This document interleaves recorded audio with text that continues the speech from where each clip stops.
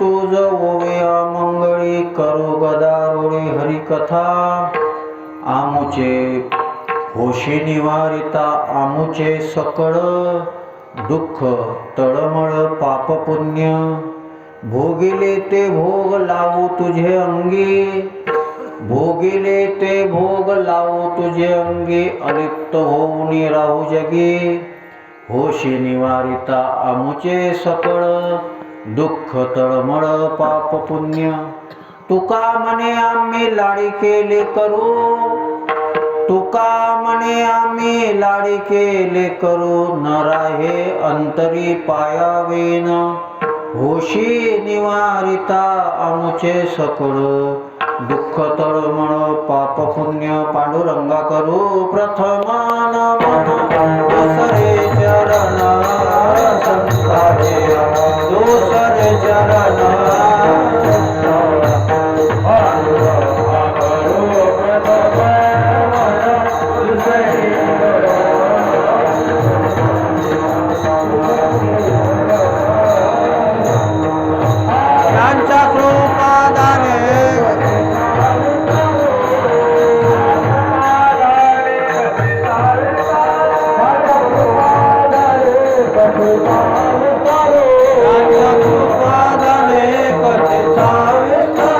बाबाजी सद्गुरु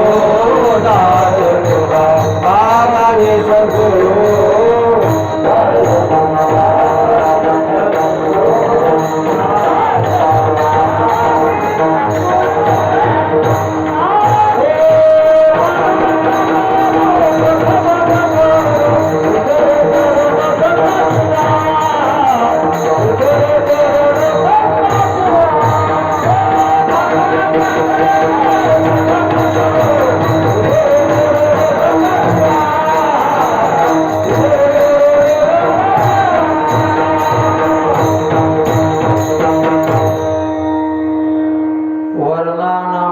संघानां रसानां छन्दसामपि मंगलानांच कर्तारो वंदे वाणी विनायको सच्चिदानंद रूपाय विश्वोत्पत्त्यादि हितवे तापत्रय विनाशाय श्रीकृष्णाय वयं नमः यं प्रवजन्तमनुपेतमपेतकृत्यं द्वैपायनो विरह कातर आजुहाव पुत्रेति तन्मयतया तरवोभिनेदु स्तं सर्वभूतहृदयं मुनिमानतोऽस्मि नारायणं नमस्कृत्यं नरं चैव नरोत्तमं देवीं सरस्वतीं व्यासं ततो जयमुदीरयेत् कृष्णाय वासुदेवाय हरये परमात्मने प्रणतक्लेशनाशाय गोविन्दाय नमो नमः मनोजवं मारुततुल्यवेगं जितेन्द्रियं बुद्धिमतां वरिष्ठं वातात्मजं वानरयूथमुख्यं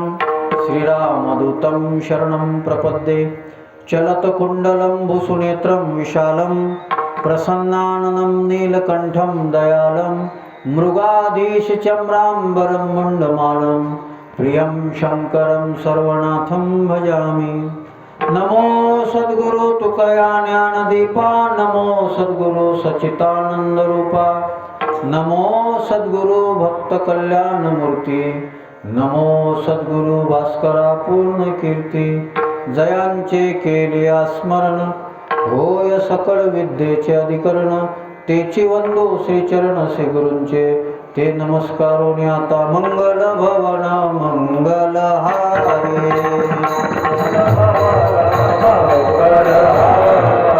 प्रभु दशरथ अजर बिहारी जय जय जय हनुमान बिहारी कृपा करो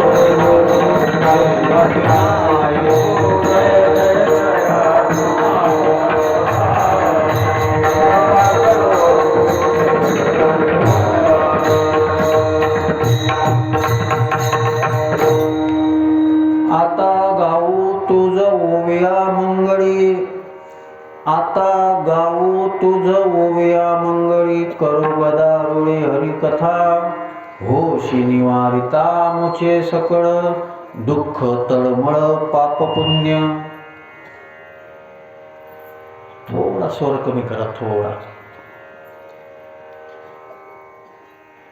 प्रस्तुत प्राप्त प्रसंगी भगवान सिद्धेश्वर महाराजांच्या वाङ्मयीन अभिषेकाकरता आजपासून आपण सगळेजण एकत्रित झालेलो आहोत.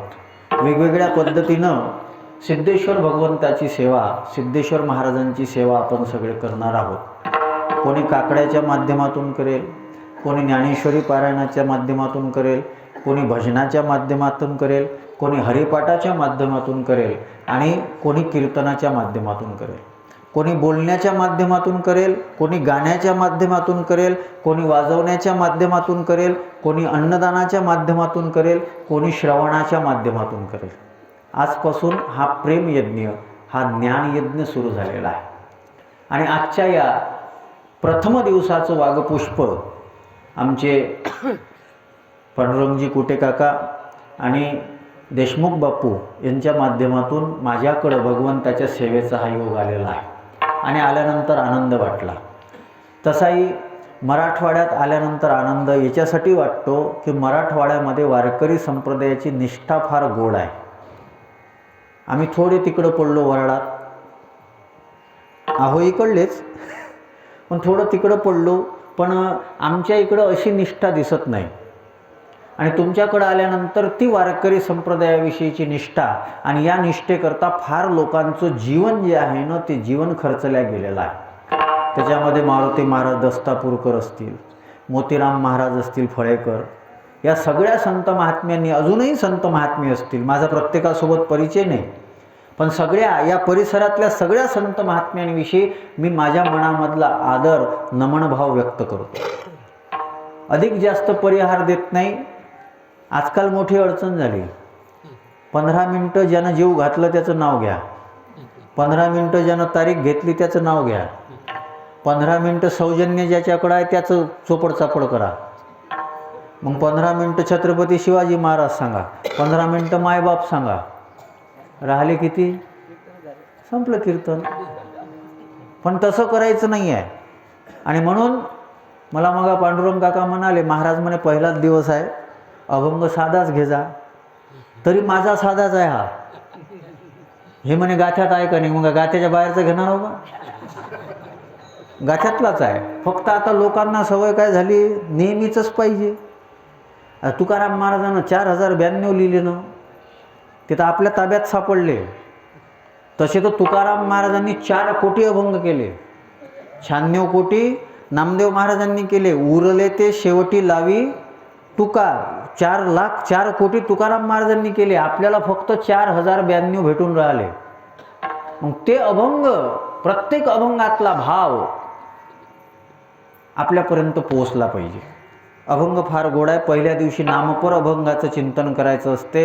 या अभंगाची भूमिका तुम्हाला सांगतो. जगद्गुरू तुकाराम महाराजांनी या अभंगाच्या माध्यमातून साधन आणि साध्य याची मीमांसा प्रत्यक्ष देवाच्या समोर मांडलेली आहे. विठ्ठला विठ्ठला.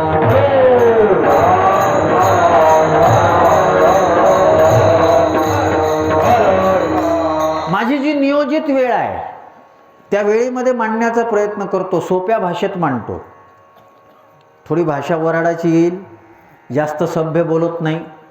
मला नामदेव महाराज शास्त्रीनं सांगितलं होतं, म्हणे कीर्तनकारांना जास्त सभ्य बोलू, समजलं पाहिजे सगळ्यांना, म्हणून जास्त सभ्य बोलत नाही.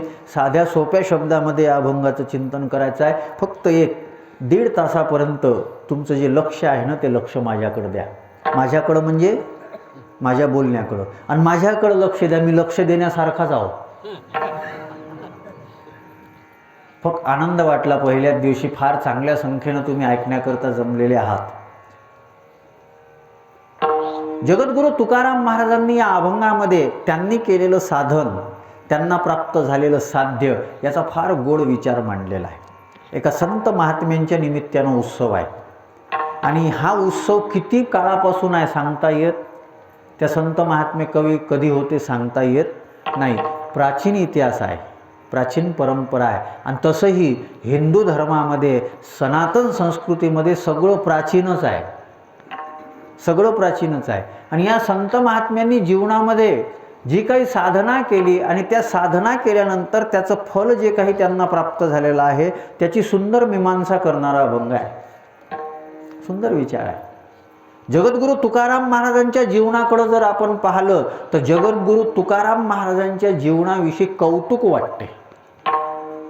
बरं, आपल्यालाच वाटते असं नाही. तुकाराम महाराज स्वतःही म्हणतात, कौतुक वाटते झाले या वेचाचे. मी हे जे केलेलं आहे याचं मला कौतुक वाटते. माणसानं जीवन असं जगावं. बरीच तरुण मंडळी आहेत, माझ्या तरुण भगिनी असतील, माझ्या वाक्याकडे लक्ष द्या. I want your attention. थोडंसं इंग्रजी येईल बरं, सहन कर जा, कारण की ते शिक्षक होतो मी, आता ते सवय पडली, अधामधात येते ते. काळजीपूर्वक आहे का. बघा, प्रत्येकाच्या आता वाट्याला जीवन आलेलं आहे आणि मग कधी कधी आपली वेळ निघून जाते. आता बरीच मंडळी म्हातारपण येऊन राहिलं, वेळ निघून गेलेली आहे, तुम्ही काही वेगळं करू शकत नाही. लोक आयुष्य फार वेगळ्या पद्धतीनं जगून राहिले, त्यांच्या जगण्याला अर्थ राहिला नाही. एक वाक्य बोलतो, पटलं तर बघा, जे शेष आयुष्य आहे ना त्याला विशेष बनवण्याचा प्रयत्न करा, नाही तर तुमचं जीवन अवशेष बनून राहील. जे शेष आयुष्य आहे आपल्याकडे, जे शिल्लक आहे त्याला काहीतरी विशेष बनवलं पाहिजे. आणि ज्यांनी जीवनाला विशेष बनवलेलं आहे ना, अस्तित्व त्यांची नोंद घेत असते, सगळ्याची नोंद घेत नाही. या गावामध्ये, मोठं गाव आहे तुमचं वस्सा, आणि या गावामध्ये खूप श्रीमंत लोक होऊन गेलेली असतील, होतील, असतील, पुढेही होतील. पण कोणाच्या निमित्तानं सप्ताह होत? सिद्धेश्वर महाराजांच्या निमित्तानं सप्ताह होते, जीवन विशेष होतं. आजही 750 वर्ष झाले ज्ञानेश्वर महाराजांना आपण विसरू शकत नाही, जीवन विशेष होतं. आजही जगद्गुरु तुकाराम महाराजांना आपण विसरू शकत नाही, जीवन काहीतरी विशेष होतं. आजही तुम्ही ज्या भागामध्ये राहतात त्याच भूमीमध्ये नामदेव महाराजांचा जन्म झालेला आहे, नामदेव महाराजांना आपण विसरू शकत नाही, जीवन विशेष होतं. आणि जीवन किती विशेष होतं. अडचण काय असते, आपल्या जवळचं जे असते त्याचं मोठेपण दुसऱ्याकडून कळते. आपल्या जे जवळचं असते त्याचं मोठेपण दुसऱ्याकडून कळते. नामदेव महाराज तुम्हाला फार जवळ आहे. अरे, नामदेव महाराजांची उंची इतकी मोठी आहे की शीख धर्मातल्या लोकांनी, शीख धर्मातले जे मोठे मोठे महात्मे होते त्या महात्म्यांनी त्यांचे जे हिंदी पद आहे त्यांच्या गुरुग्रंथ साहेब ग्रंथामध्ये लिहिलेले आहे, त्यांचा स्वीकार केलेला आहे. याच्यावरून आपल्या संतांची उंची ओळखली पाहिजे. आपल्या संतांची उंची ओळखली पाहिजे. आपल्याला फार मोठी विचित्र सवय लागलेली आहे. आपल्याला फार मोठी विचित्र सवय लागलेली आहे. एखादा माणूस चुकीचा वागला म्हणून आपण सगळ्यांना चुकीचं समजतो. आपण चुकीचं समजतो, किंवा तो आपल्याला अनुकूल नसेल तर आपण त्याला चुकीचं समजतो. आपल्याला जर अनुकूल नाही तर त्याला चुकीचं समजलं जाते. आत्ता आपल्या महाराष्ट्रातल्या एका नेत्यानं स्वामी गोविंददेव गिरीजी महाराजांविषयी अपशब्द वापरले. बुद्धू आहे म्हणे ते. लायकी आहे का याची? लायकी यायची? तुम्ही चांगल्या भूमीतले आहात. त्या दिवशी श्री गुरु चैतन्य महाराज देगलूरकर यांनी वाक्य वापरले स्वामी गोविंददेव गिरीजी महाराजांच्या करता. त्यांनी सांगितलं की आम्ही स्वामी विवेकानंदाला पाहिलं नाही, संन्यासी कसा असतो आम्ही पाहिलं नाही, पण परदेशामध्ये भारतीय संस्कृतीची पताका फडकवणारा संन्यासी कसा असतो तुम्ही पाहिला का, असं जर आम्हाला कोणी विचारलं तर आम्ही सांगू आम्ही पाहिला, आणि त्यांचं नाव आहे स्वामी गोविंददेव गिरीजी महाराज. आपला स्वाभिमान आहे ना. आज जे अयोध्येतलं राम मंदिर झालं त्या मंदिराकरता सगळ्यात जास्त प्रयत्न करणारं ते व्यक्तिमत्व आपल्या महाराष्ट्राला जन्माला आलं. आणि त्यांच्या मनामध्ये आपल्या महाराष्ट्राविषयी, संतांविषयी, आपल्या महापुरुषाविषयी स्वाभिमान आहे. त्यांना त्या दिवशी प्रश्न विचारला. आता 4 ते 12 आळंदीमध्ये कार्यक्रम चालू आहे त्यांचा अमृत महोत्सवाचा. कोण्यातरी पत्रकारांनी प्रश्न विचारला, बोले स्वामी जी आप तो देश विदेश में घूमे हो, इतने बड़े अयोध्या का राम मंदिर जो बना है उसके आप कोषाध्यक्ष हो, आपको तो सभी लोग पहचानते हैं, तो आपने ये कार्यक्रम अयोध्या में ही क्यों रखा? उत्तर बघा किती गोड दिलं त्यांनी. तुम्ही हा कार्यक्रम अयोध्येतच का ठेवला? त्यांनी सांगितलं, मी सगळे तीर्थक्षेत्र फिरलो, सगळ्या तीर्थक्षेत्राविषयी माझ्या मनामध्ये श्रद्धा आहे, पण अयोध्येमध्ये जी ताकद आहे, आळंदीमध्ये जी ताकद आहे, त्या भूमीमध्ये जी पॉवर आहे ना, ती पॉवर मला दुसरीकडे कुठंच मिळत नाही. इतका स्वाभिमान त्या माणसाला महाराष्ट्रातील आळंदी ज्ञानोबारायांच्या भूमीविषयी आहे. स्वाभिमान आहे त्यांच्या मनामध्ये. त्यांच्या मनामध्ये आपल्या राजाविषयी स्वाभिमान आहे. त्यांचं एक वाक्य मला त्या दिवशी फार आवडलं. ते म्हणाले, राजा म्हणून मी सगळ्यात पहिले प्रभू रामचंद्राला स्वीकार करेल, राजा म्हणून मी सगळ्यात नंतर त्याच्यानंतर कृष्ण परमात्म्याचा स्वीकार करेल, आणि त्या दोघांनंतर सगळ्यात जास्त चांगला राजा जर कोणी झाला असेल तर मी माझ्या मनाला म्हटलेलं आहे की तो राजा म्हणजे छत्रपती शिवाजी महाराज.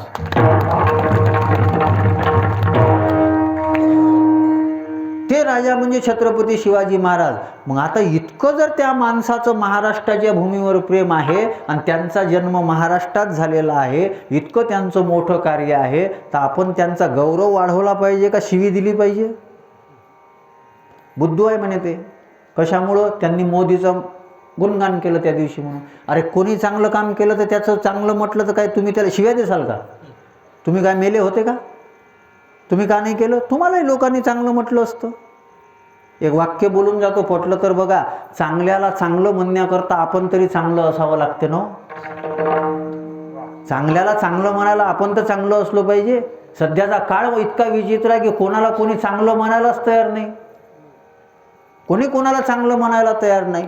आज सनातन संस्कृती, प्राचीन आपली वैदिक संस्कृती, आपली हिंदू धर्माची संस्कृती आणि त्यातल्या त्यात वारकरी संप्रदायाच्या विचाराची उंची वाढवणाऱ्या महात्म्यांचा आपण आदर केला पाहिजे. हे आपलं कर्तव्य आहे. ते आपलं कर्तव्य आहे. पण त्यांच्या जीवनामध्ये तसं आहे काय? तुम्ही जे सांगितलं की जगद्गुरु तुकाराम महाराजांच्या जीवनामध्ये लोकांना त्यांच्याविषयी कौतुक वाटते, तर त्यांच्या जीवनामध्ये आहे काय? एक प्रमाण सांगून जातो तुम्हाला. संतुष्ट हे चित्त सदा सर्व काळ, तुटले हळहळ त्रिगुणाचे, तुटले हळहळ त्रिगुणाचे, तुटले हळहळ त्रिगुणाचे.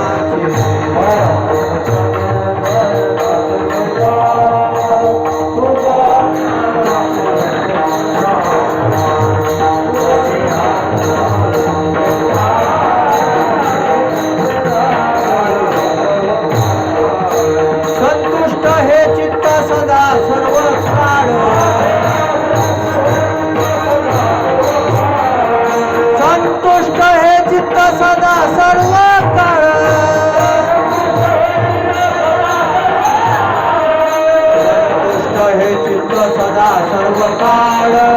तुटले हळहळ त्रिगुणाचे, तुटले हळहळ त्रिगुणाचे, तुटले हळहळ त्रिगुणाचे.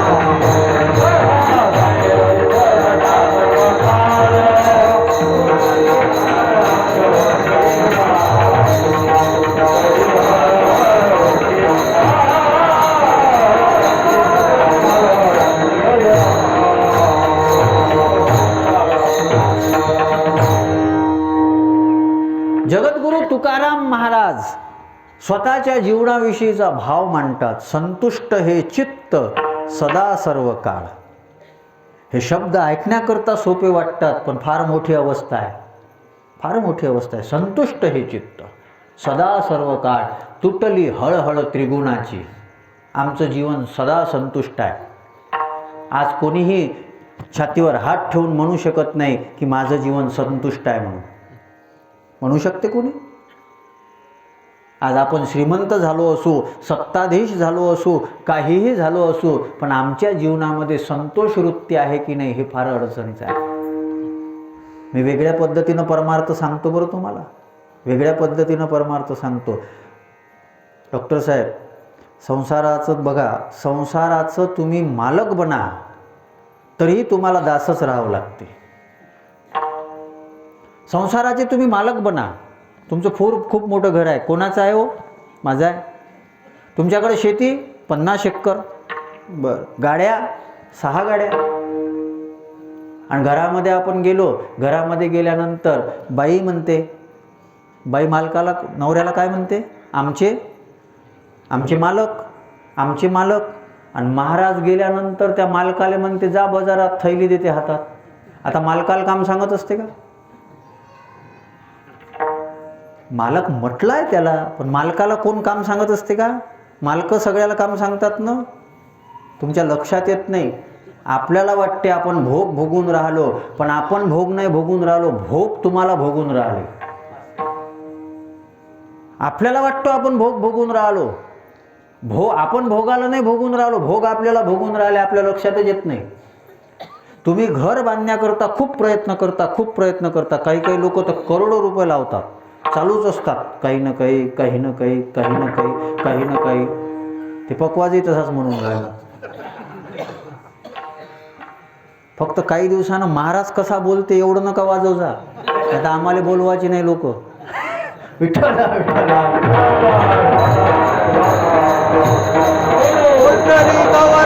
विठ्ठल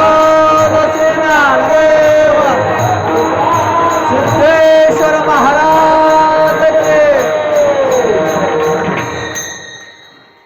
मराठवाड्यात आल्यानंतर भजनाविषयी पाहिजे तसं मला आज हे दिसून नाही राहिलं. आम्हीच ठेका घेतला का? उक्ता आम्हीच घेतलं का? हे म्हणतच नाहीत काही. त्याला माहीत आहे खायला भेटते यायले ना आपण गायले म्हणा, पाकिट भेटते यायले ना आपण गायले म्हणा.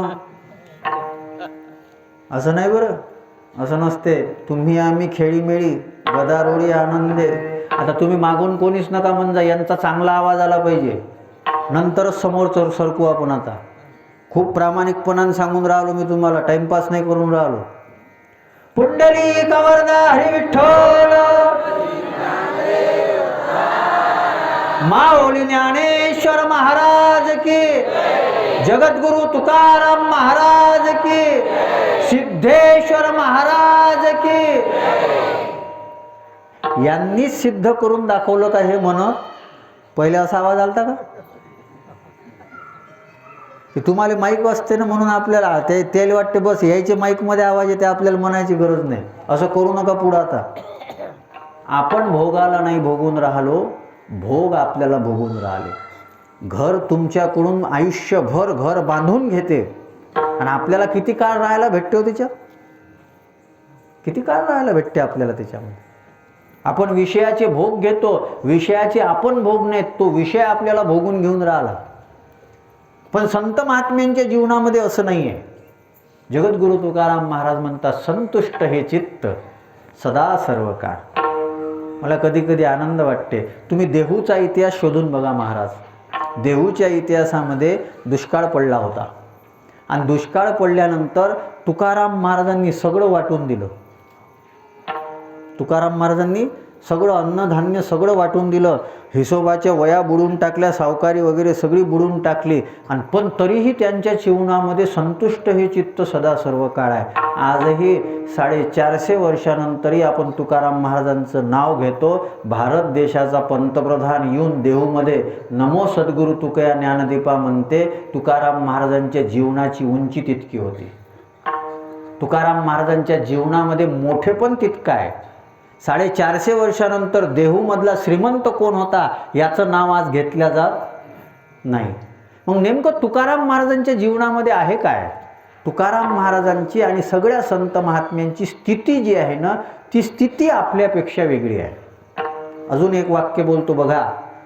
संसारामध्ये असते ते परिस्थिती महत्त्वाची मानली जाते, आणि परमार्थामध्ये स्थिती महत्त्वाची मानली जाते. संसारामध्ये परिस्थिती महत्त्वाची मानली जाते, पण आता आम्हाला अडचण अशी पडली की आम्हाला चष्मा संसाराचा लागलेला आहे ना. मग आम्ही परमार्थातही मोठं कोणाला म्हणतो? त्याची स्थिती काय आहे हे नाही पाहत, त्याची परिस्थिती काय हे पाहतो आम्ही. त्याची स्थिती काय आहे हे नाही पाहत, त्याची परिस्थिती काय म्हणते हे पाहतो, नंतर त्याला मोठं म्हणतो. आज कीर्तनकार मोठा कोणता? गाडी पाहिजे. लोक मग आम्हाला येऊन सांगतात, महाराज आमच्या गावात बगर गाडीचा एकही नाही आहे. मग गाडीत येते तोच कीर्तनकार मोठा असते, मग एसटीनं आला तो काय लहान असते का? तुम्ही म्हणाल महाराज मग तुम्ही कायले गाडीनं आले? आता परवडत मोठं म्हणत नाही ना कोणी. कीर्तन किती चांगलं करा तरी मोठं म्हणत नाही. मग गाडी दिसली काच मोठं म्हणते. मग नाही परवडत तरी वापरावं लागते. मी विनोदासाठी नाही सांगून राहिलो बरं.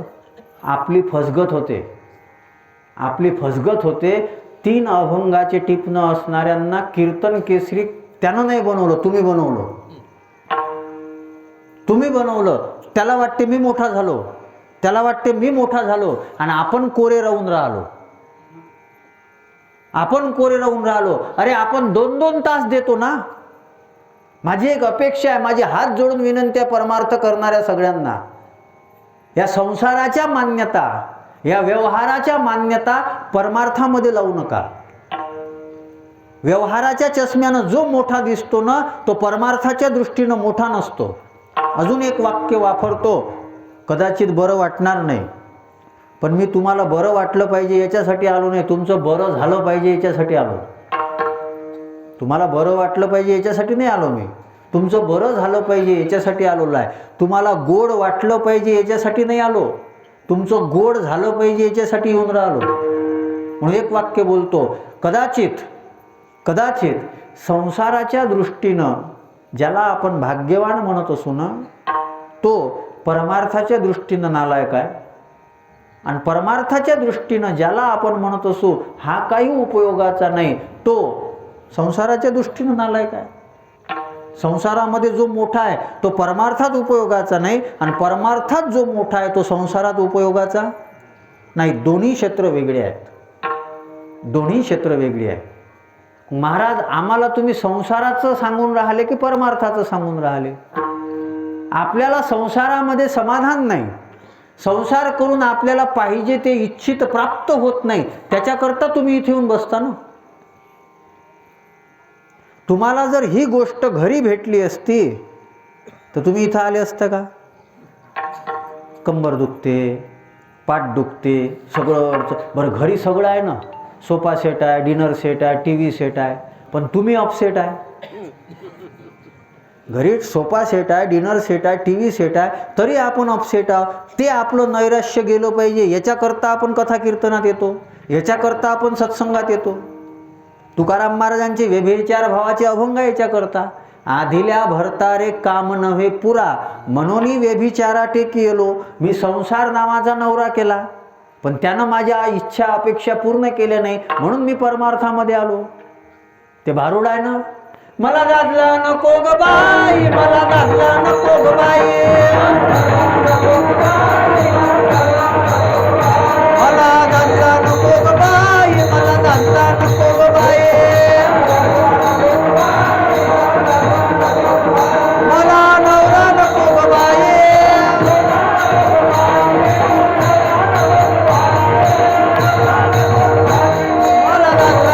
ग बाई, मला दादला नको ग बाई.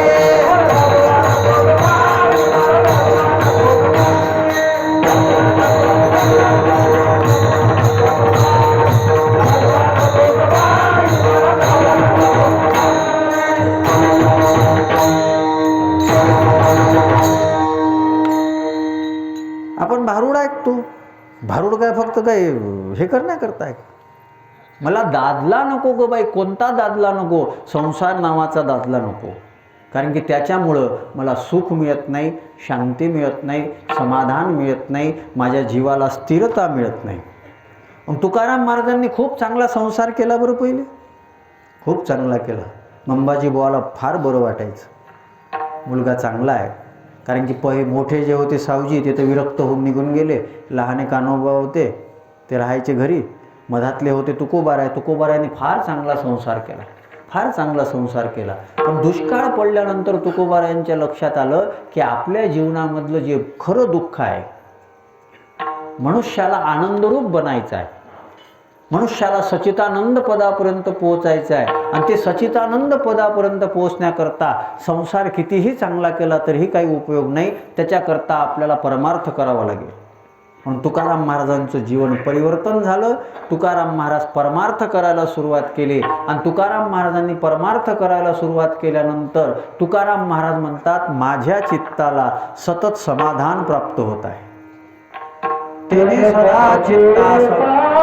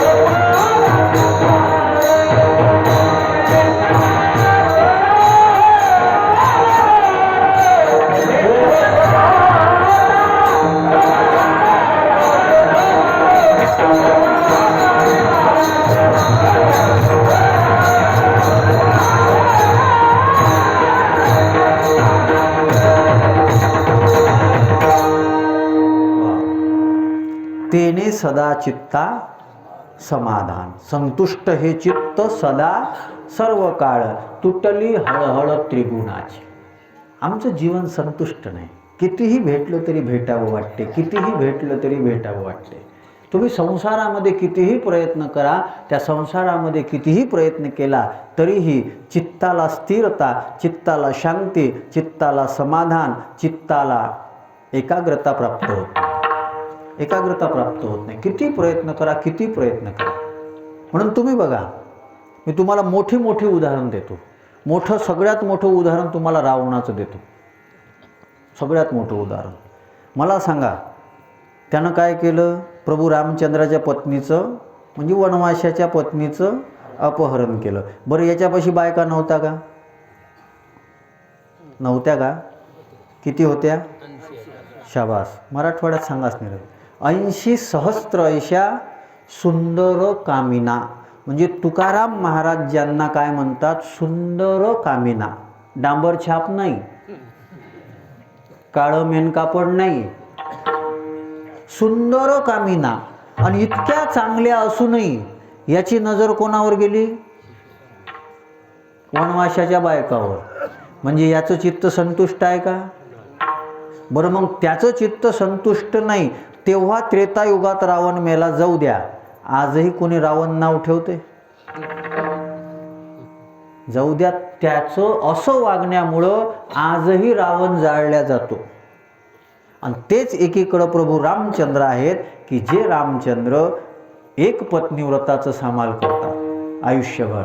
आजही 550 वर्षानंतर जेव्हा मंदिर बनल्या गेलं ना, तेव्हा पूर्ण भारतात नाही जगात दिवाळी साजरी झाली. कारण काय आहे? संतुष्ट चित्त आहे. अरे, वनवासाची गोष्ट जरी केली तर एखादा हतबल झाला असता, दुसऱ्या दिवशी राजा बनायचा आहे आणि आदल्या दिवशी संध्याकाळी वनवासाची गोष्ट कानावर येते. सकाळी उठल्याबरोबर एखादा असताचा हतबल झाला असता. प्रभू रामचंद्र म्हणतात, बरं झालं, माझ्या मनामध्ये हेच होतं, भरत गादीवर बसला पाहिजे. संतुष्ट हे चित्त सदा सर्व काळ, तुटली हळहळ त्रिगुणाची. आता अजून थोडंसं समोर जाऊन सांगतो. तुमचं चित्त जर सतत हळहळ तळतळ करत असेल ना, आपण जिवंत असूनही मेलेलो आहोत.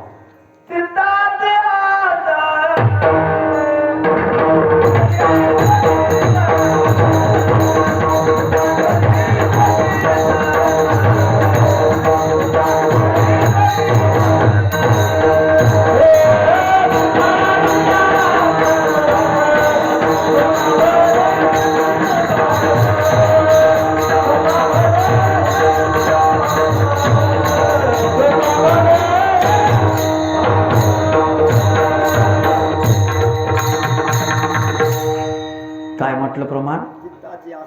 चित्ताचे आसन तुका करीतो कीर्तन. चित्ताच्या आसनावर तुकाराम महाराज कीर्तन करतात असं ते म्हणून आहे. माझा विषय काय चालू आहे बघा.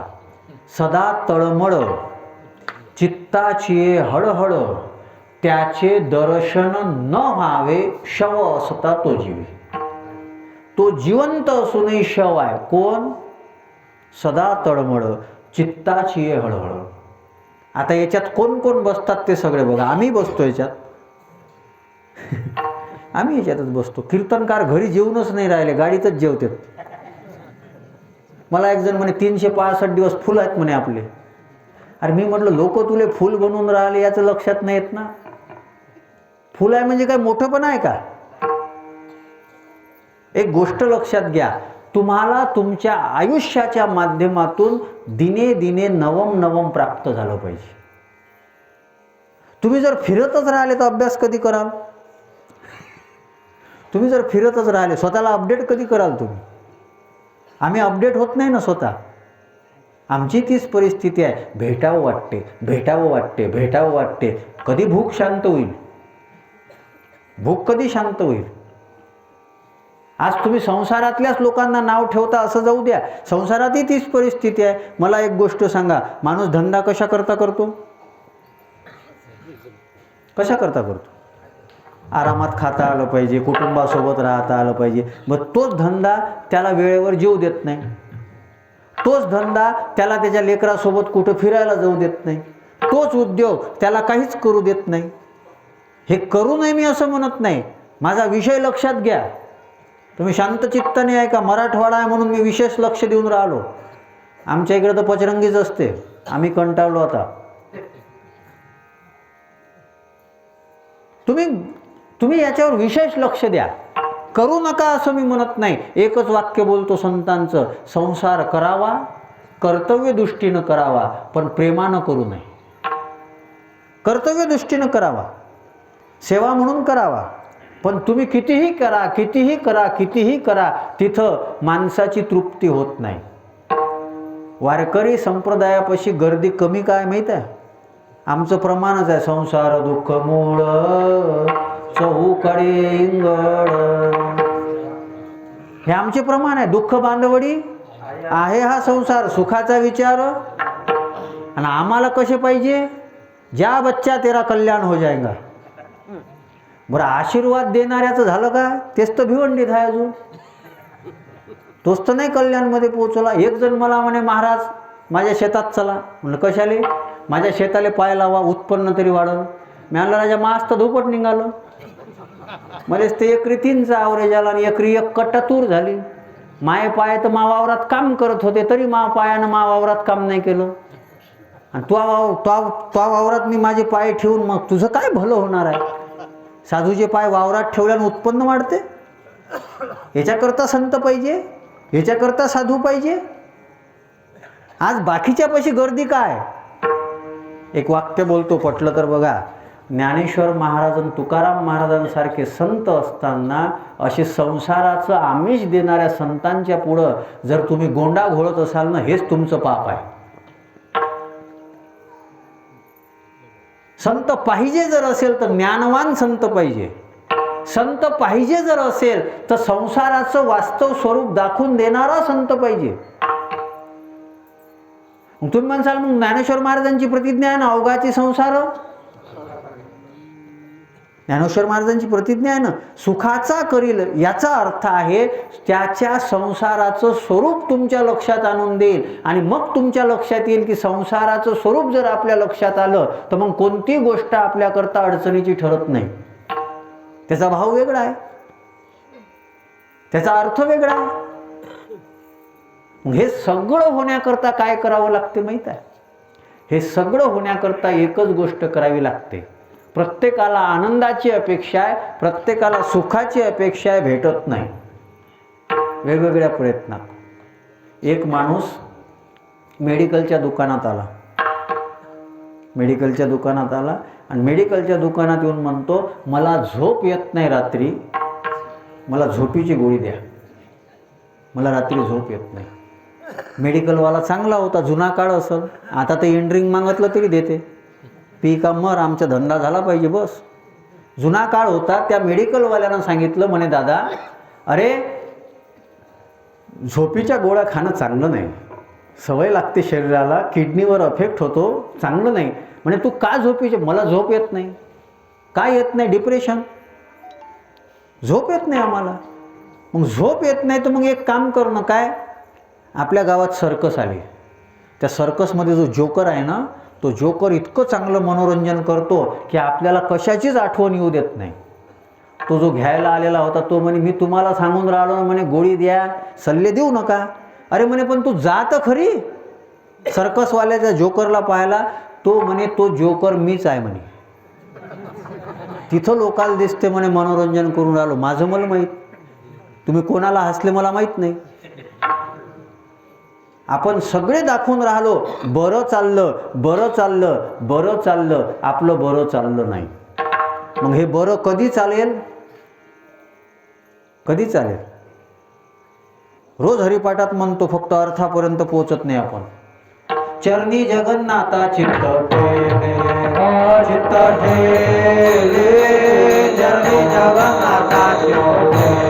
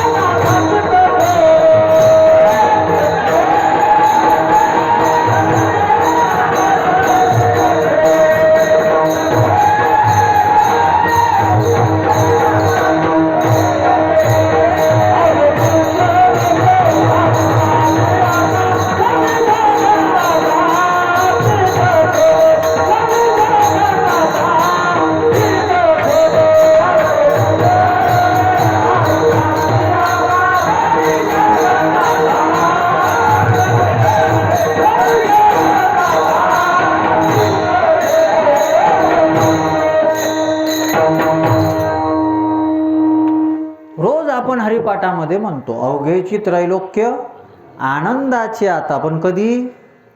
चरणी जगन्नाथा चित्त ठेले तरच आनंद, नाही तर मग काय आनंद. बरं, मग हे चरणी जगन्नाथा चित्त ठेले याच्याकरता काय काय केलं पाहिजे? याच्याकरता बरेच उपाय आहे. म्हणून पार्था पायी प्रवेशावया माझ्या ठाई, उपायाची नाही वाणी येथ. म्हणून पार्था पायी प्रवेशावया माझ्या ठाई, उपायाची नाही वाणी येत. काही कमी नाहीत, खूप उपाय आहेत. पण मग तुकाराम महाराजांसारख्या संतांनी बऱ्याच उपायाकडे पाहिलं. निळोबारायांची फार सुंदर एक गवळण आहे, नाना साधनाच्या केल्या खटपट. खूप साधना करून पाहिली, खूप साधना करून पाहिली, पण त्या साधनाचा विचार करता आमची शक्ती कमी पडते. अजून एक वाक्य बोलून जातो बघा. बऱ्याच लोकांचा एक गैरसमज आहे. बरेच लोक काय म्हणतात, महाराज ज्ञानेश्वर महाराजांना जो हरिपाठ आहे ना, तो संसारी लोकांकरता केला. ज्ञानेश्वर महाराजांनी हरिपाठ जो आहे तो संसारी लोकांकरता केला. आणि काही लोक आम्हाला मग सल्ले देतात, काय म्हणे महाराज तुम्ही ब्रह्मचारी राहिले, काय ज्ञानेश्वर महाराजांनी सांगितलं ना, असोनी संसारी. बरं, ज्ञानेश्वर महाराजांनी काय सांगितलं? संसार करा. तिथं सांगितलं काय? असोनी संसारी जिव्हे वेगू करी. ते जप कर म्हणजे भगवंताचं नामस्मरण करा म्हणता का संसार करा म्हणता? तिथं सांगणं मेन काय आहे? संसारी म्हणजे शरीरावर आल्यानंतर असोनी संसारी जिव्हे वेगू करी. आता हे पहिले आम्हाला प्रमाण लोक सांगतात, आणि बऱ्याच लोकांना आमच्या लग्नाच्या लय काळजी असतात. बरं, ज्याला भेटून नाही राहील त्याला द्या ना बा, आम्हाला राहू द्या ना, धर्माकरता देशाकरता अध्ययनाकरता राहू द्या ना, आम्हाला कशाला आमच्या मागं लागता. पण ते बऱ्याच लोकांना काळजी. कुठेही गेलं का ते ज्ञानेश्वरी किती पाठ केली ते नाही विचारत. महाराज झालं का काय लगन, काऊन तू नाही झालं तर काही फरक पडते का? बरेच लोक मग फार अडचणीचा प्रसंग आहे. मग आता तोच हरिपाठ लटिका सर्वहा मग हे ते वेगळे आहे का सांगणारे? हे अस्वनी संसारी सांगणारेच आहेत ना ते, लटिका व्यवहार सर्व संसार सांगणारे. संसारिका करता हरिपाठ आहे असं हे गैरसमज आहे तुमचावाला, हा काढून टाका डोक्यातून. मी तुम्हाला समोरचं सांगतो, हरिपाठ हा सूत्र ग्रंथ आहे आणि त्या सूत्र ग्रंथाचं भाष्य ज्ञानेश्वरी आहे. मी अजून उदाहरण देतो तुम्हाला. योग याग विधी येणे नव्हे वायाची उपाधी, हे हरिपाठातच आहे ना. मग आता आपल्याकडून योग होते का? आपल्याकडून योग होतो? आपल्याकडून तर 2 घंटे बसणं नाही होत. 2 घंट्यापेक्षा कीर्तनकार 5 मिनिटं समोर जर गेला तर कीर्तनकार उचलून आपटा वाटते आपल्याला. योग होईल का आपल्याकडून? याग माहीत आहे कसा केला पाहिजे, कोणती आहुती कशी टाकायची, कोणता मंत्र, कोणता उच्च उदात्त अनुदात्त, कशा स्वरात मंत्र म्हणायचा आपल्याला काही माहीत? योग याग विधी, विधी म्हणजे नियम, नियम माहीत आहे? लघवीहून आल्यावर किती वेळा हात धुतले पाहिजे, संडासून आल्यावर किती वेळा हात धुतले पाहिजे, जेवण झाल्यावर किती वेळा हात धुतले पाहिजे, किती वेळा गुळणा केला पाहिजे. क्या करे क्या न करे नावाचं पुस्तक आहे गोरखपूरचं एक, वाचा, त्याच्यामध्ये भरपूर आहे, सगळं सांगितलेलं आहे. होते का आपल्याकडून? आपण तर तसेच राहतो खरकटे. आपल्याकरता हरिपाठ. योग याग विधी येणे नव्हे सिद्धी वायाची उपाधी दंभधर्म. आता हे उपाधी कोणती, दंभधर्म कोणता? संसारिका करताय. मी कशा करता सांगून राहिलो आहे का? ही जी साधना आहे, नाना साधनाच्या केल्या खटपटा परी तो त्याच्या दारवंट्यापर्यंत पोहोचत नाही असं निळोबारायांचं मत आहे. मग तुकोबारायांना विचारलं, मग तुमच्या जीवनामध्ये तर सगळं चांगलं दिसते, मग तुम्ही काय केलं? तुकाराम महाराज म्हणतात, सगळ्या साधनाचा अनुभव घेतला आणि आता काय केलं?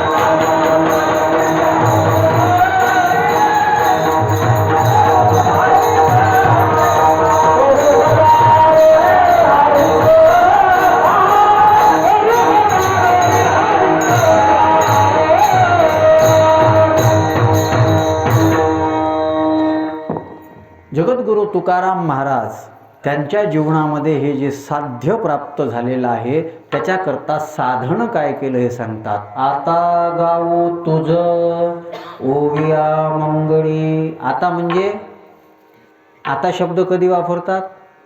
सगळं झालं, बाकीचं सगळं करून पाहिलं पण त्यानं काही फायदा झाला?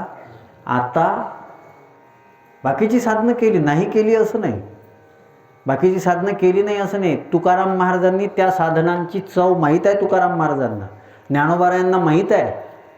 म्हणजे एक बरेच जण आक्षेप घेतात की वारकरी संप्रदाय भगवंताचं नामस्मरण करायला सांगते म्हणजे बाकीच्या साधनाचा निषेध करतात का? तर वारकरी संप्रदायानं निषेध नाही केला, आपली ताकद तिथं पुरत नाही हे सांगितलं. ज्ञानोबारायांना योगाची माहिती नाही. देव म्हणे रुक्मिणी हा एकच योगी देखिला नाही. ज्ञानोबारायांसारखा संत जन्माला आला नाही बरं, आजपर्यंत आलाच नाही. माझी तर अजूनही एक विनंती आहे, असंच कोणी कीर्तनकाराच्या याच्या त्याच्या मागं लागल्यापेक्षा असं तुम्हाला कोणी सांगणार नाही, पण मी सांगतो ज्ञानोबारायाच्या आणि तुकोबारायांच्याच मागं लागा. आम्हालाही काही किंमत नाही आहे. आम्ही जर ज्ञानोबाराय आणि तुकोबारायाचं जर नाही सांगितलं ना तर आम्हीही काहीच कामाचे नाही. त्यांचं आहे म्हणून आम्हाला किंमत आहे, त्यांचं आम्ही सांगतो म्हणून आम्हाला किंमत आहे. आणि मला कधी कधी आमच्याविषयी एक थोडासा खेद वाटतो की पाहिजे तसं संत महात्म्यांचं वाङ्मय समाजापर्यंत पोहोचवण्याकरता आम्ही कमी पडून राहू. आज आम्हाला आमच्या संप्रदायाची काय ताकद आहे, त्या विचारांची उंची काय आहे हे कळत नाही. आणि मला इथं आल्यानंतर आनंद वाटला की माऊलीची जशी संजीवन समाधी आहे तशीच महाराजांची ही जिवंत समाधी होती असं मला इथं आल्यानंतर कळलं. सिद्धेश्वर महाराजांची काय ताकद आहे महाराष्ट्राच्या भूमीमध्ये. एक वाक्य झी टॉकीजच्या कीर्तनामध्ये मी बोललो होतो, मी पुन्हा वापरतो ते वाक्य, कदाचित तुम्ही ऐकलं असेल नसून ऐकलं. एक वाक्य मी बोललो होतो, भारतामध्ये कधी अन्नाचा दुष्काळ पडू शकतो, भारतामध्ये पाण्याचा दुष्काळ पडू शकतो, भारतामध्ये कोणत्याही गोष्टीचा दुष्काळ पडेल, पण भारतामध्ये साधू संतांचा दुष्काळ कधीच पडणार नाही. कोणी म्हणेल एक जेलमध्ये गेला, असं झालं तसं झालं, हे झालं ते झालं, ते जाऊ द्या, मरू द्या, तिकडं जाऊ द्या, त्याचं आपल्याला काही घेणं देणं नाही. खऱ्या साधूचा दुष्काळ पडणार नाही. कमी असतील पण कमी जरी असले ना, आजही तुम्हाला सांगतो ज्ञानोबारायांच्या तोडीचा संत आजपर्यंतही नाही आला जन्म, ताकदच नाही. ते गाथामूर्ती राऊत महाराजांनी मला सांगितलं होतं एकदा. त्यांनी सांगितलं होतं की आम्ही जेव्हा तिथे आळंदीला होतो तेव्हा तिथे योगीराज महाराज आले होते आणि ते योगीराज महाराज जे होते ना त्यांना खेचरी मुद्रा लावायची होती. खूप प्रयत्न केला त्यांनी, इकडं तिकडं गेले. खेचरी मुद्रा लावण्याकरता काय काय पायऱ्या आहेत, काय काय करावं लागते, सगळं ज्ञान प्राप्त करण्याचा प्रयत्न केला पण त्यांना जमलं नाही. तेच योगीराज महाराज आळंदीमध्ये आले आणि कोणीतरी सांगितलं, महाराज म्हणे एक काम करा, ज्ञानेश्वर महाराजांची ज्ञानेश्वरी नावाचा ग्रंथ आहे, त्याच्यातला 6वा अध्याय वाचा, योगावर आहे, वाचा. त्यांनी तो अध्याय वाचला आणि 3 दिवसामध्ये खेचरी मुद्रा त्यांना लावता आली. आयुष्यभर तिथेच थांबले, गेले नाही आळंदी सोडून. ज्ञानेश्वर महाराजांना योगाची चव माहीत होती, पण त्यांना माहीत होतं की मी ज्यांना सांगणार आहो त्यांचा अधिकार सोपा. एक 6व्या अध्यायामध्ये म्हटलेलं आहे, एरवी सोपे योगासारखे काय आहे, पण आपल्याकरता भक्तियोग सांगितला. मग त्या भक्तियोगामध्ये काय सांगितलं, जे योगाची वाटा निघाले गा सुभटा, तया दुःखाची वाटा भागा आले. आपल्याकरता नाही. यज्ञ ठीक आहे पण आपल्याकरता नाही. असं म्हणतात की यज्ञामध्ये कपिला गाईचंच तूप पाहिजे. आता कपिला गाय कोणाला म्हणतात हेच तर आपल्याला माहित नाही. काही दिवसांना लेकराला जर विचारलं तुम्ही दूध कोणाचं पिता तर ते म्हणतात पिशवीचं. गाय दिसणारच नाही त्यांना. मग आता जर प्यायलाच जर दूध पिशवीचं आहे तर यज्ञात टाकायला कुठचं मिळेल? कपिला गाईचंच पाहिजे. विधी आपल्याकडून होत नाही. मी तुम्हाला खूप सांगितल्या, अजून किती वर्णन करावं. खाण्याचे नियम आहे, कर्मकांडाचे खूप नियम आहे, खूप नियम आहेत. आपल्याला काही करता येत नाही. आपण केळ खातो ना, केळ, त्या केळ खाण्याचा नियम आहे. चंद्रशेखर महाराजांनी सांगितला होता एकदा चातुर्मासामध्ये. त्याचा नियम माहीत आहे कसा आहे? जेवढं खायचं आहे ना तेवढंच सोलायचं आणि तेवढंच खायचं. त्याचे पूर्ण कपडे काढले, त्याचे पूर्ण कपडे खाल्ले आणि तसं जर खाल्लं तर मांस खाण्याचं पातक लागते. हे मी नाही सांगून राहिलो, मोठ्या माणसानं सांगितलं. मोठ्या माणसाचा प्रसाद आहे. मांस खाण्याचं पातक लागते. आपल्याला माहित होतं. मी तर तवापर्यंत तसंच खाऊ बा. पण आमच्या संतांनी इतकं सोपं केलं, इतकं सोपं केलं की तुम्ही बाकीचे नियम जर नाही घडले ना, काही फरक नाही. फक्त भगवंताचं नामस्मरण करा, सगळे नियम केल्यासारखे.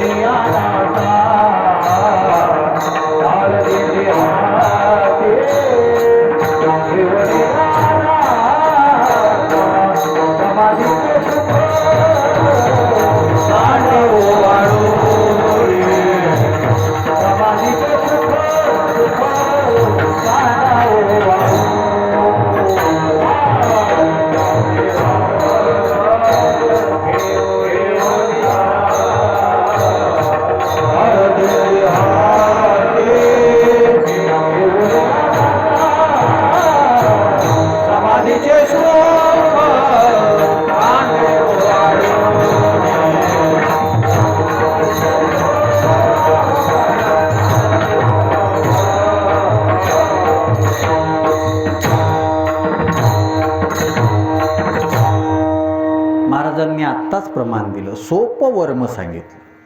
तुम्ही भगवंताचं नाम घ्या, नामानं सगळं होईल. भागवतामध्ये खूप सुंदर श्लोक आहे, महात्म्यामध्येच. आजच सुरुवात झाली ना, आज आला असेल महात्म्यामध्ये. यत् फलम नस्ति तपसा न योगेन समाधिना तत्फलम लभते सम्य कल्लो केशव कीर्तना.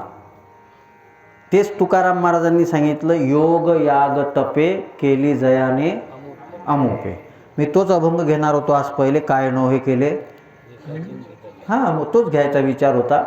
पण मग इथं आल्यानंतर म्हणलं मराठवाडा आहे, मग मराठवाडा आहे तर काहीतरी वेगळं काहीतरी सांगण्याचा प्रयत्न करू, वेगळ्या अभंगाचं चिंतन करण्याचा प्रयत्न करू, म्हणून हा अभंग सुचला. बरं झालं हा घेतला का? बदलू आता थोडी बदलत असते, तुम्ही म्हटलंय थोडी थोडी बदलते आता. विठाला विठाला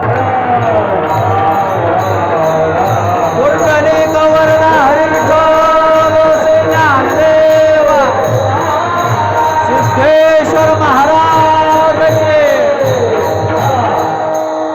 नीट ऐका, नीट ऐका. समाधीचे सुख सांडा ओवाळून. इतकं मोठं ताकद आहे याच्यामध्ये. अरे काय ताकद आहे कथा कीर्तनामध्ये, नामस्मरणामध्ये, काय ताकद आहे तुम्ही सांगा. इतके सगळे लोक एकत्रित बसल्यानंतर शांत ठेवण्याचं सामर्थ्य जर कशामध्ये असेल ना, भगवंताच्या नामामध्ये. इतके सगळे शांत. मी जर बोलता बोलता 2 मिनिट शांत उभा राहिलो,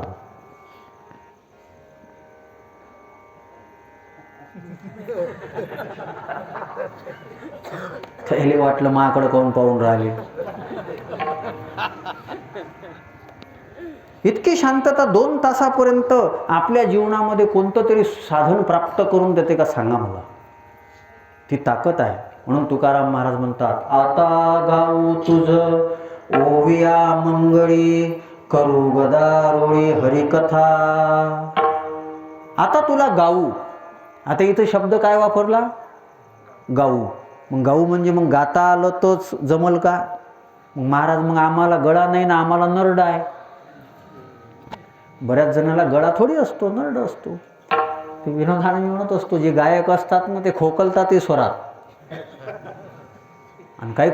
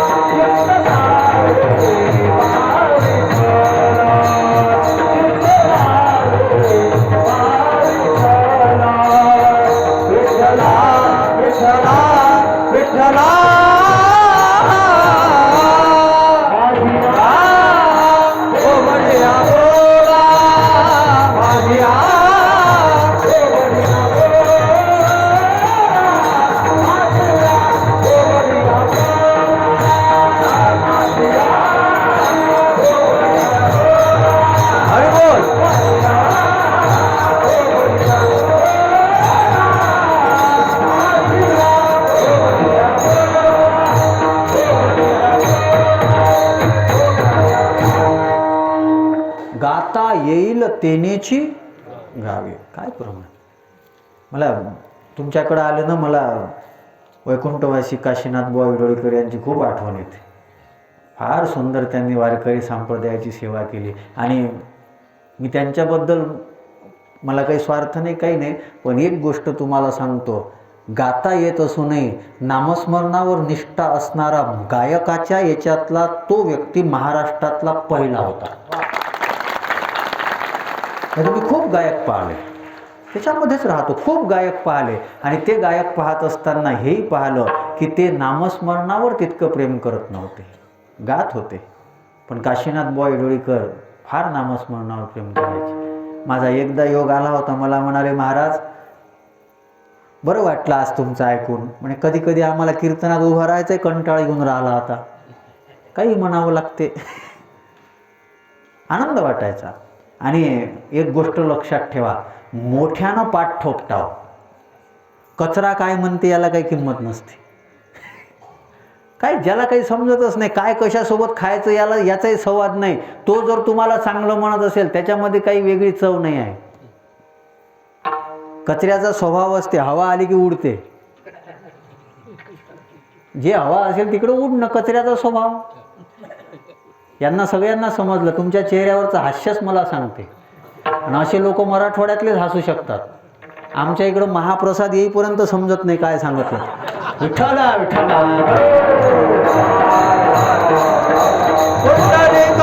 हरे सिद्धेश्वर महाराज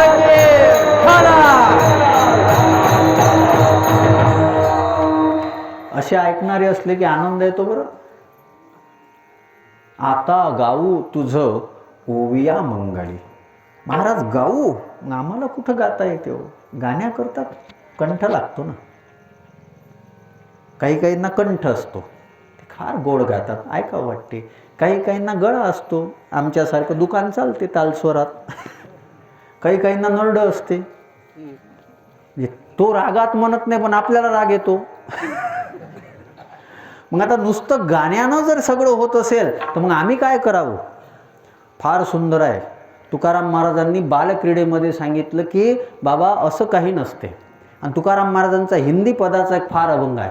गिरिधर लाल तो भाव का भूका, गिरिधर लाल तो भाव का भूका, गिरिधर लाल तो भाव का भूका, गिरिधर लाल तो भाव का भूका, राग कला नहीं जानत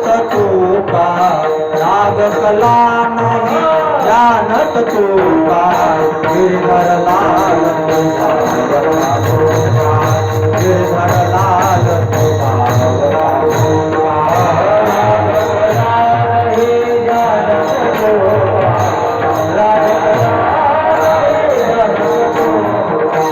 गिरधर लाल तो भाव का भोगा।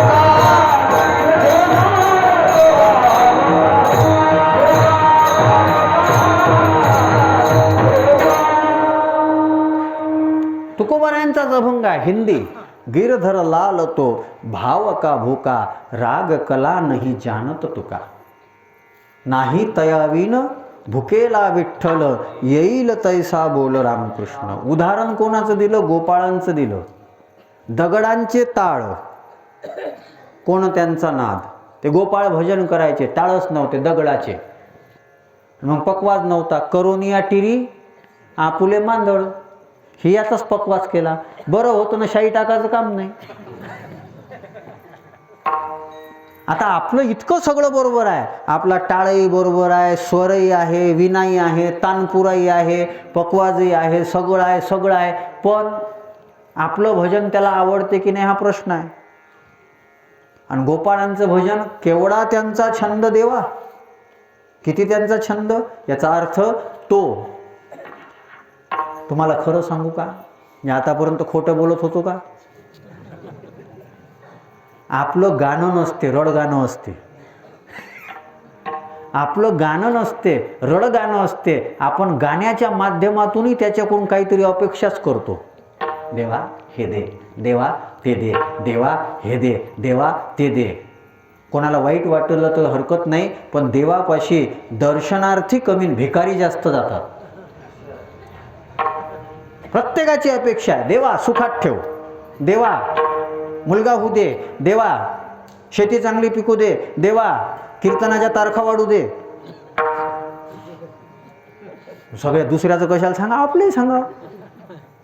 देवा हे वाढू दे, देवा ते वाढू दे, देवा ते वाढू दे. त्याला विचार पडते की हे भजन करण्याकरता येते का मागण्याकरता येते. आपलं गाणं नाही, आपलं रडगाणं आहे. आणि गोपाळ का श्रेष्ठ होते? गोपाळ फक्त देवाच्या आठवणीकरता भजन करायचे. भजन करायचं असेल तर गोपाळासारखं करा. तुम्ही कुठं शिकले, काय शिकले, याला तेवढी किंमत नाही राहत. मग नंतर तुमच्या अंतःकरणातला भाव किती चांगला आहे याला फार महत्त्व असते. आता गाऊ तुझ ओविया मंगळी, करू गदारोळी हरिकथा. हरिकथा करायची आहे. या हरिकथेला तुकाराम महाराजांनी खूप महत्त्व दिलं. जाणते नेणते करा हरिकथा, तराल सर्वता भाक माझी. माझी हरिकथा माऊली. हरिकथा ही आमची आई आहे, आमची आई आहे. मी हरिकथा शब्दाची एक व्याख्या केली आहे, पण मी आता नाही सांगत तुम्हाला. ऐकायची असेल ना तर यूट्यूबला ऐका. माझं एक कीर्तन आहे, हरिकथेची आवडी देवा, करीतो सेवा दासांची. यूट्यूबला अपलोड आहे. सत्संग पुष्पवाटिका नावाचं यूट्यूब चॅनल आहे. भरपूर कीर्तन आहेत, ऐका. वेगवेगळ्या विषयावरची आहेत. नाही तर मग फेसबुक इंस्टाग्रामला त्याची रीलही बनलेली आहेत. मी प्रचार नाही करून राहिलो, बरं प्रचार नाही करून राहिलो. तुम्हाला काहीतरी चांगला पत्ता देऊन जातो. असे दिवसभर करत राहतात बरेच जण. त्यातल्या त्यात लहान तरुण पिढी जास्त करते, नेट वाया घालवते. नेट लागत नाही ना, समजलं? बरेच जणांना समजतं. चांगले लोक आहेत तुम्ही ऐकणारे, कारण की मायबापाच्या भरोशावर उडतात. यांना कुठं नेट लागते, पण नेट टाकतात. मग खतम करायचं असते तर हे करतात. चांगला उपयोग करा. त्याच्याकरता मी सुरुवात केली आता हे करायला. हरिकथा फार सुंदर. तुकोबारायांनी हरिकथाला आई म्हटलं. हरिकथेला आई म्हटलं. मीही बरेच वेळा म्हणत असतो, मी जेव्हा कथा करतो ना, मी तेव्हा असं शब्द म्हणत असतो की मी व्यास गादीवर बसलेलो नाही, कथारूपी आईच्या गोदीत बसलेलो आहो. कथारूपी आईनं आम्हाला मांडीवर घेऊन बसवलेलं आहे आणि आपल्या आईसोबत बसलेलो आहो. आपल्या आई आपल्याकरता पूज्य आहे. त्या आईची काळजी घेणं आपलं काम आहे. आमचं दुर्दैव असं झालं, आज आम्हीही तेच साधनं करून राहिलो. तुकाराम महाराजांपेक्षा कीर्तनं जास्त आहेत आम्हाला. तुकाराम महाराजांपेक्षा जास्त आहेत कीर्तन काका. तुकाराम महाराज जास्तीत जास्त लोहगाव. तुकाराम महाराजाचं सगळ्यात जास्त कीर्तन लोहगावला. आणि 15-20 किलोमीटरमध्ये तुकाराम महाराज कीर्तन करायचे. आम्हाला किती आहे, अरे डायरी नाही पुरून राहिली ते मोठी करायची पायी आली ना, त्याच्यात माऊन नाही राहिल्या 3 तारखा एका याच्या डब्यात, तर ते 3 करा लागून राहिले आणि ते इतके कीर्तन वाढून राहिले. म्हणजे तुकोबारायांनी जे साधन केलं ते साधन आम्ही करून राहिलो, पण आमचं चित्त संतुष्ट झालं, आमची तळमळ शांत झालेली नाही. आणि तुकाराम महाराजांची झाली. साधन तर तेच आहे ना, मग फरक का पडत नाही?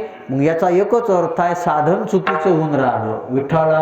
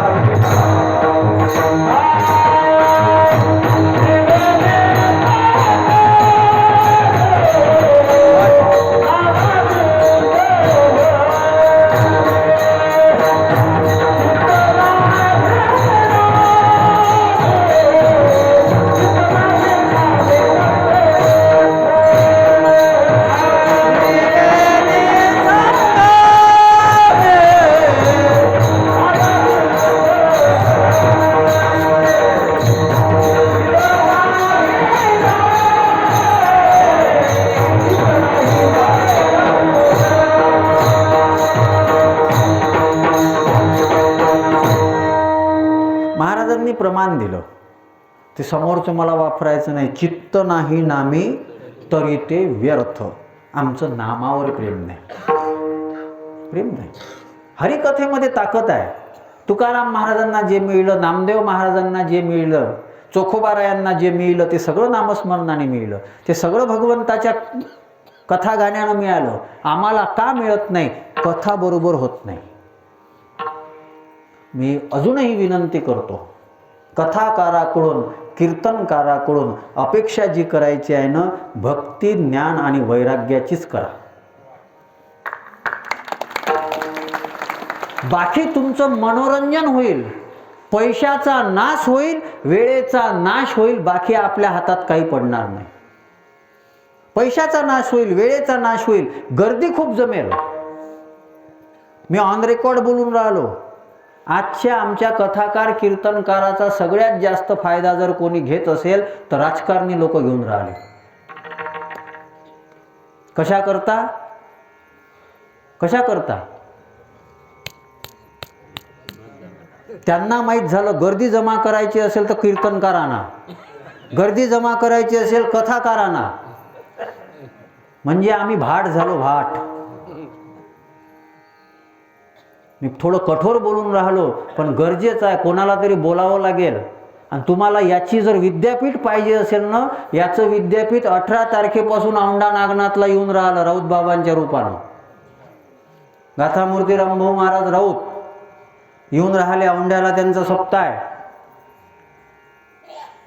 आहे त्यांचावाला. ऐका, असे विचार जीवनामध्ये आले पाहिजे. आज परिवर्तन विनोदाचार्यानं नाही केला. तुकाराम महाराजांची शब्द आहे, नये नेत्रा जळ, नये अंतरी कळवळ, हे तो चावटीचे बोल, जनरंजवणे फोड. जनरंजन, मनोरंजन तर विदूषकही करतात. जनरंजन, मनोरंजन तर जोकरही करतात. कीर्तनकार त्याच्याकरता नाही. कीर्तनकारांनी भक्ती ज्ञान विरहित इतर गोष्टी न कराव्या, जेणेकरून मूर्ती अंतरी ठसावी श्रीहरीची, ऐशी कीर्तन मर्यादा आहे संतांच्या घरची. मला कधी कधी वाईट वाटते. आमच्या बरेच लोकांची आज एक अडचण आहे. कीर्तनाविषयी आजकाल सोशल मीडियावर पोस्ट फिरतात. आजकाल कीर्तनाचा तमाशा झाला, असं झालं, तसं झालं, असं झालं. अरे पण आमच्या संतांनी सांगून ठेवलं ना.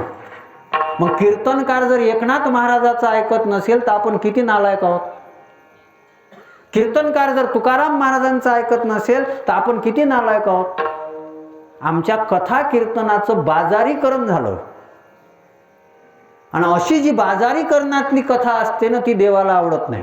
उभ्या बाजारात कथा येतो नावडे पंढरीनाथा, येतो नावडे पंढरीनाथा, येतो नावडे पंढरीनाथा.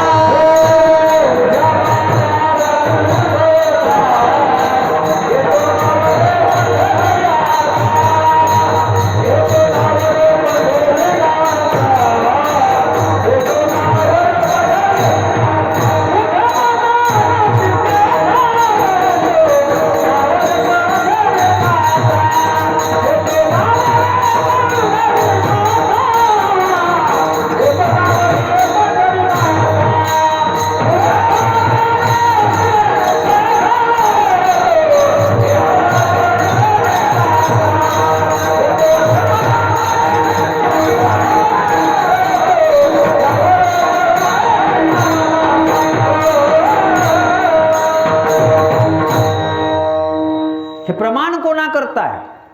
उभ्या बाजारात कथा. बाजारात म्हणजे बाजारात कथा असेल तर आवडत नाही असं नाही. कथेचा जो बाजार झाला तो देवाला आवडत नाही.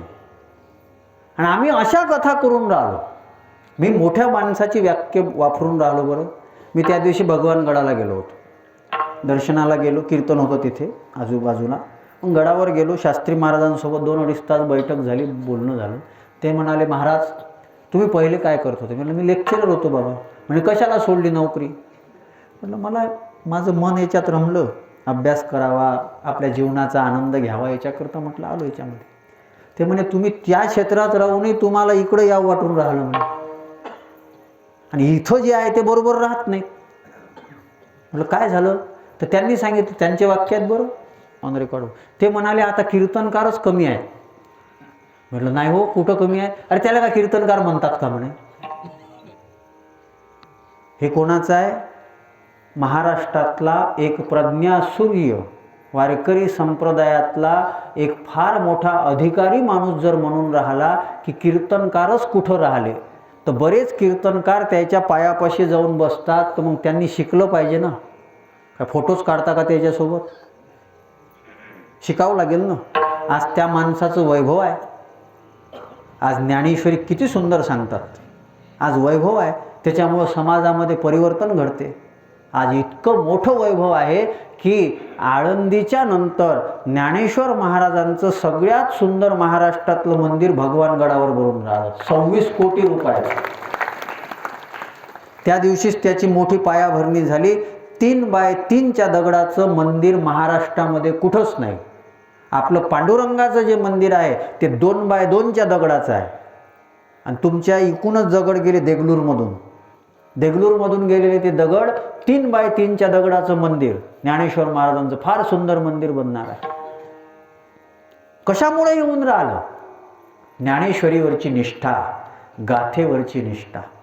आणि देवा आम्ही तुला गाऊ, पण कशानं गाऊ? ओव्याने गाऊ.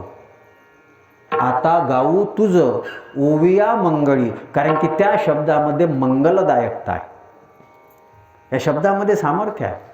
मला एक जण काय म्हणे, महाराज का हो म्हणे, महाराज तुम्ही साधू संतांचे अभंग घेता म्हणे, आमची कविता काऊन नाही घेत? एक बाई म्हणे मला, आमची कविता काऊन नाही घेत? म्हटलं तेही दिवस दूर नाहीत. आताही तसे कथा कीर्तनामध्ये साधू संतांच्या प्रमाणापेक्षा दुसऱ्याच कविताच जास्त वाढल्या. म्हटलं तेही दिवस काही दूर नाहीत. या शब्दामध्ये सामर्थ्य आहे. एक वाक्य बोलून जातो बघा. आपल्याला बोलण्याकरता शब्दांची वाट पाहावी लागते. आपल्याला बोलण्याकरता शब्दांची वाट पाहावी लागते. आणि संतांचं वैशिष्ट्य हे आहे, शब्द वाट पाहतात की आमचा नंबर साधूच्या मुखात कधी लागतो. त्याच्यामध्ये तप आहे, त्याच्यामध्ये ताकद आहे. ज्ञानेश्वर महाराजांच्या ओवीमध्ये ताकद किती आहे माहीत आहे? त्या ज्ञानेश्वर महाराजांनी त्या ओव्या रचना करत असताना त्याच्या अगोदर किती कष्ट सहन केलेले आहे. आता आम्ही ज्याचे शब्द वापरतो त्या शब्दांच्या मागे तप काय आहे? माझी या सत्यवादाची. हा, ज्ञानेश्वरीमध्ये ओवी आहे. ज्ञानोबारायांनी सांगितलंच, माझे या सत्यवादाचे तप वाचा केली बहुत कल्प, तया फळाची महादीप पातली प्रभू. त्याच्या मागं तप आहे. पण ते जाऊ द्या, सत्यवादाचंच तप आहे असं नाही ना. चांगल्या वागण्याचं तप आहे, चांगल्या आचाराचं तप आहे. जाऊ द्या, सहन करण्याचं किती मोठं तप आहे, सगळ्यात मोठं. या बाबतीमध्ये कोणीही अपवाद मांडू शकत नाही किंवा काही मांडू शकत नाही. वारकरी संप्रदायाचा पायार असणारे ज्ञानेश्वर महाराज, त्या ज्ञानेश्वर महाराजांना धर्मव्यवस्थेनं किती त्रास दिला हो, किती त्रास दिला. त्यांच्या आईवडिलांना देहांत प्रायश्चित घ्यावं लागलं, तरीही त्या ज्ञानेश्वर महाराजांनी त्याच धर्मव्यवस्थेमध्ये क्रांती केली. हे ज्ञानेश्वर महाराजांचं मोठेपण आहे. थोडासा त्रास झाला म्हणून धर्म सोडून देणारे खूप पाहिले, थोडासा त्रास झाला म्हणून धर्म सोडून देणारे आम्ही खूप पाहिले. पण त्याच धर्मव्यवस्थेमध्ये स्वतःला माऊली म्हणून प्रतिस्थापना करणारे ज्ञानेश्वर महाराजांसारखे संत पृथ्वीवर अजून अवतरित झाले नाही. त्या ओव्यामध्ये ताकद आहे, आपल्या शब्दांमध्ये ताकद नाही तितकी. मला एक भक्ती म्हणे, महाराज मग आमचे कविता काऊन नाही घेत? म्हटलं तुमची कविता मी घेतो, फक्त एक काम करा, त्याला कागदावर लिहा आणि तो कागद जो आहे ना तो नदीत नका टाकू, म्हटलं पाण्यातच ठेवा. ते जर नाही बुडाला तर मग घेतो. आम्ही जे अभंग घेतो तुकोबारायांचे ते 13 दिवसापर्यंत बांधलेले होते, इंद्रायणीमध्ये गोट्यानं बांधून ठेवलेले होते, तरी ते बुडले नाही, तरी ते बुडले नाही. त्याच्या मागं तप आहे. त्या तपानं चांगल्याला लाभ झालेला आहे. मी याचाच विस्तार जास्त करतो बरं, पूर्ण अभंग नाही सोडवत आता, याचाच विस्तार जास्त करतो. किती किती तप आहे त्याच्या मागे. अनगडशाह फकीर, त्यांची विहीर आहे देऊजवळ. एकदा रामेश्वर शास्त्री जे आहे ना, रामेश्वर शास्त्री तिथून गेले आणि त्याच्यामध्ये स्नान करायला गेले. तिथच्या सेवकानं सांगितलं, म्हणे महाराज पानी बाहर काढ़ा स्नान करा, अंदर कुएं में जाकर मत स्नान कीजिए, ये बाबाजी का कुआ है. नाही ऐकलं, गेले आतमध्ये. दिसलं अनगडशाह फकीराला. अनगडशाह फकीरानं शाप दिला, डुबते रहो. जे अंगाचा दाह व्हायला सुरुवात झाला, इतका दाह होऊ लागला, इतका दाह होऊ लागला का पोतेच गुंडाळायची पायी आली अंगाला, ओले पोते गुंडाळायचे. पण त्या गेले शरण, माऊलीच्या शरण गेले. आणि माऊलीला शरण गेल्यानंतर माऊलीला म्हणू लागले, म्हणे माऊली मी तुम्हाला शरण आलो. अहो माऊली, मी वेदाचं अध्ययन केलं, मी दशग्रंथी आहे, मी दशग्रंथी आहे, आणि इतकं सगळं केल्यानंतरही माझ्या शरीराचा दाह एका फकीराच्या शापामुळे कसा काय होऊ शकतो. माऊली म्हणतात, रामेश्वर शास्त्री त्या फकीराचा शाप तुला बाधला याचं कारण आहे तुझं पुण्य नष्ट झालं. म्हणे कसं काय नष्ट झालं? म्हणे तू एका खऱ्या साधूची निंदा केली, त्याची तुझं काही घडली रे निंदा, म्हणूनही बाधा उपजली. कोणाची निंदा केली? देहूच्या तुकाराम महाराजाची निंदा केली तू, आणि म्हणून तुला ही बाधा उपजली. मी काहीही करू शकत, माऊलीनं हात वर करून टाकले, मी काहीही करू शकत नाही, तू तुकोबारायांना शरण जा. आता माऊलीने सांगितलं म्हणून रामेश्वर शास्त्री आळंदीहून देहूला जाण्याकरता निघाले. तुकाराम महाराजांना पहिलेच माहीत झालं, फोन नाही लावला कोणा, सिद्धी होती त्यांच्याकडे, त्यांना माहीत झालं. आणि त्यांनी एक अभंग लिहिला, चित्त शुद्ध तरी शत्रू मित्र होती, व्याघ्रही न खाती सर्पतया. आणि तो अभंग शिष्याच्या हातानं रामेश्वर शास्त्रीपाशी पाठवला. रामेश्वर शास्त्रीनं तो अभंग वाचल्याबरोबर रामेश्वर शास्त्रीच्या अंगाचा दाह शांत झाला. त्या अभंगामध्ये ताकद होती. कविता वाचल्यानंतर दाह शांत होते का? अरे काय येडपड भेटल काही सांगता येत नाही. बरं, ज्याला अभंग कसा सोडवत असतात, अभंगाची भूमिका काय असते काहीच माहीत नाही ना, तेही कीर्तन कसं करावं आम्हाला सल्ले देते. महाराज पर्यावरण सांगत जा. अबे लेका सांगितलं ना, वृक्षवल्ली आम्हा सोयरे वंचरे, कायले आम्हाला ज्ञान पासतं आहे ना, सगळं आहे ना, काय नाही सांगितलं, काय नाही सांगितलं. शब्दाला किंमत असते. आजकाल तुम्हाला चांगले शब्द कुठेही दिसतात, पण त्या शब्दाला तितकंसं हे नाही. बरेचदा ट्रकवर जाता जाता त्या ट्रकच्या मागं लिहून असतात, चांगलं चांगलं लिहून असते. मला तर कधी कधी वाटते सगळे विचारवंत ट्रकमध्येच भरले का. मस्त सुंदर लिहिलेलं असते. पण ट्रकचा ड्रायव्हर काय करतो हे म्हणजे तुमच्याकडे नाही भेटत का? वा, हे तर सगळीकडे भेटते, स्वर्गात भेटते, तर इथं काहून नाही भेटत. तो पितो. चांगले विचार मागं लिहिलेले आहे. म्हणून परमार्थामध्ये फार महत्वाची गोष्ट आहे, आता गाऊ तुझं ओव्या मंगळ. आज अभंग ओव्या यांना का महत्व आहे? माझी तरुण पिढीलाही विनंती आहे, तुम्ही जे शब्द वापरता ना ते शब्द तुमचे जर सुधरावे, तुमच्या जीवनामध्ये जर चांगलं व्हावं असं वाटत असेल ना, तर तुमच्या शिव्या कमी होण्याकरता ज्ञानेश्वरीच्या ओव्याच काम करू शकतात. दुसऱ्यामध्ये ताकद नाही. ज्ञानेश्वरीचं पारायण चालू आहे. जास्तीत जास्त संख्येनं, विशेष करून तरुण मुला मुलींना बसलं पाहिजे. ज्ञानेश्वरी आणि गाथा काय देऊ शकते मी तुम्हाला सांगू शकत नाही शब्दामध्ये. हिंदीमध्ये फार सुंदर वर्णन आहे. क्या मिला ये दिखाऊ कैसे, क्या मिला ये दिखाऊ कैसे, और मुश्किल ये भी है कि छिपाऊ कैसे. काय मिळते सांगता येत नाही आणि लपवता येत नाही. माझ्यासारख्याच्या जीवनामध्ये तरी गाथा आणि ज्ञानेश्वरी काय करू शकली ना, मला शब्द कमी पडतात. आणि म्हणून मी तुम्हाला सांगितलं की नका लागू आमच्या मागे. कोणीतरी विशाल महाराज बडे आला होता आणि त्यानं एक कीर्तन चांगलं केलं होतं म्हणून लगेच त्याच्या मागं लागा असं मी तुम्हाला सांगत नाही. तो विशाल महाराज बडे ज्या गाथा आणि ज्ञानेश्वरीच्या माध्यमातून इतकं बोलू शकतो, त्या गाथा आणि ज्ञानेश्वरीची सेवा करून जो सिद्धांत मांडू शकतो ना, ते सिद्धांत देणारी गाथा आणि ज्ञानेश्वरी पकडा.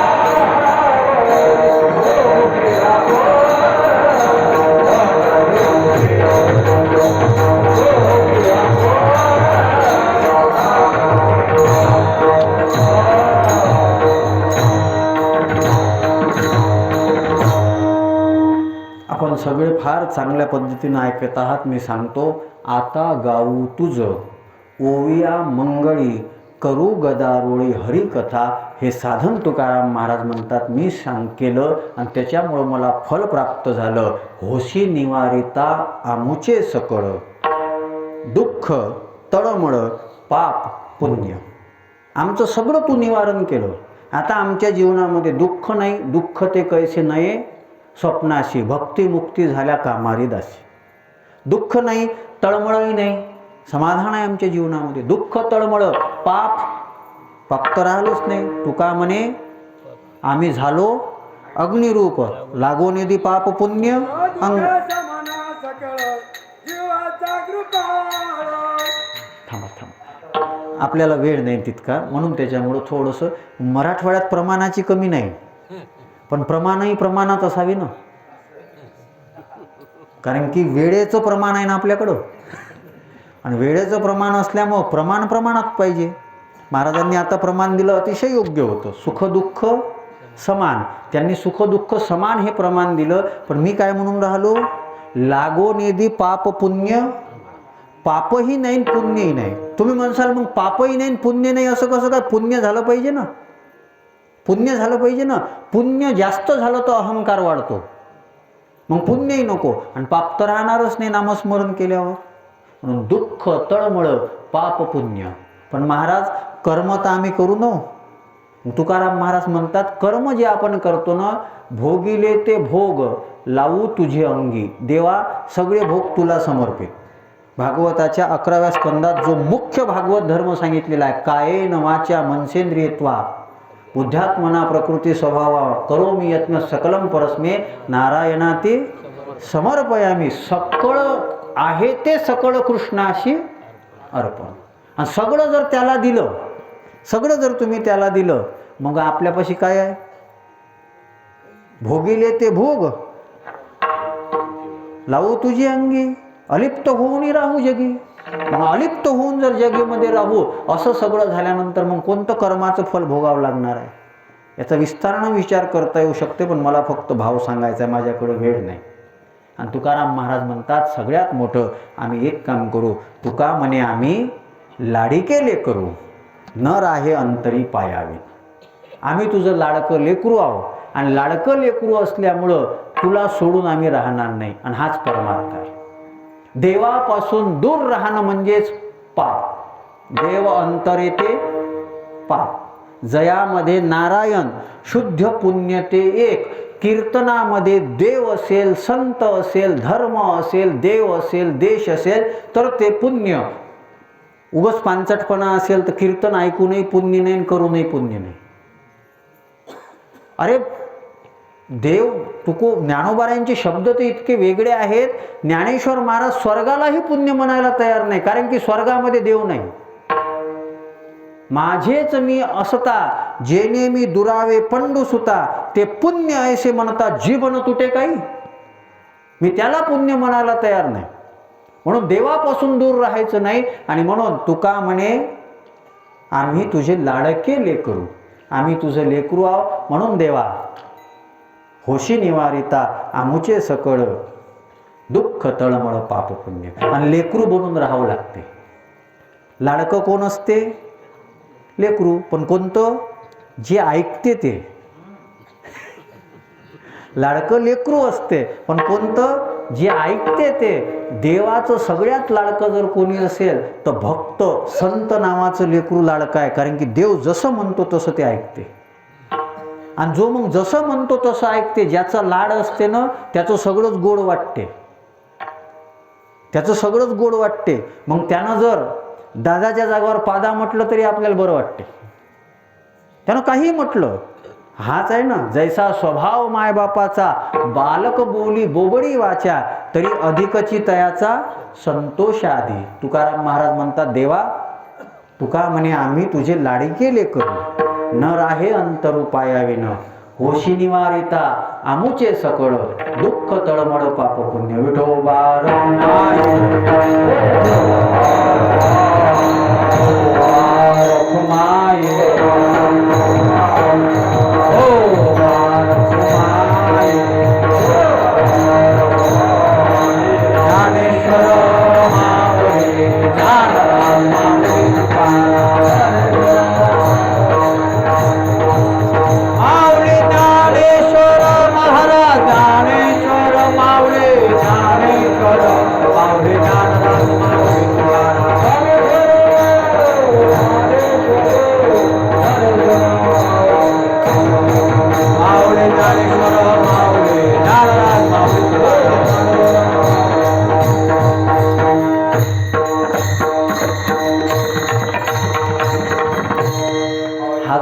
घेतला होता.